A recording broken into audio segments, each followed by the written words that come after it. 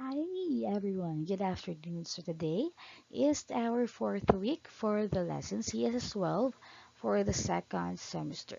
So this is just the continuation of what we had discussed last meeting. Alright, so let's continue. So computer hardware assembly. So this is the step 5. So we end last time, step 4. So we will continue now into step 5. So the step 5 is you have to mount the optical drive. So you have to insert the optical drive into the drive bay until the screw holes are parallel with one another and the front of the drive is level with the front of the case. So you have to make sure that you have to attach the screws. Step 6. You have to mount the hard drive.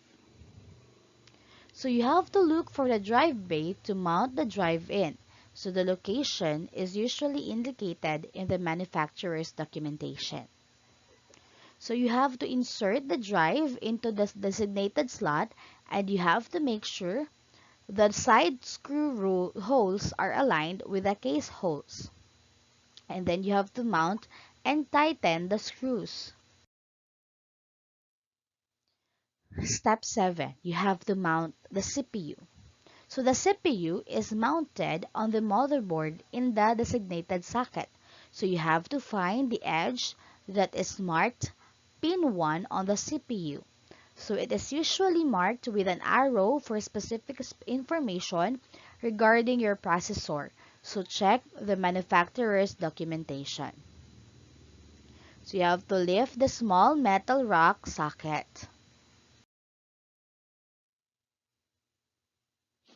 So next is you have to attach the CPU on the socket and you have to make sure that the corresponding marking on the socket is aligned with the one on the CPU. And then next, you have to push the rod back down against the CPU to secure it in place.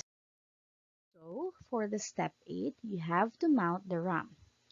So you have to insert the RAM board intended for the memory socket.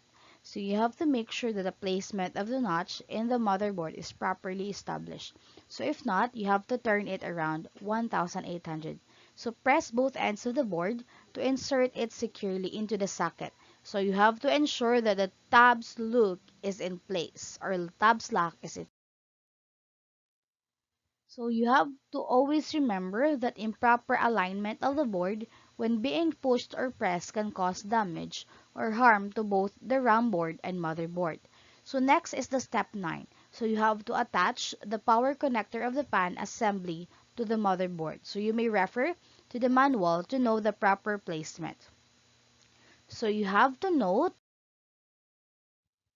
that if you do not apply the thermal compound, the CPU will heat up faster and may potentially damage the motherboard. So next is the step 10. So you have to mount the case fan.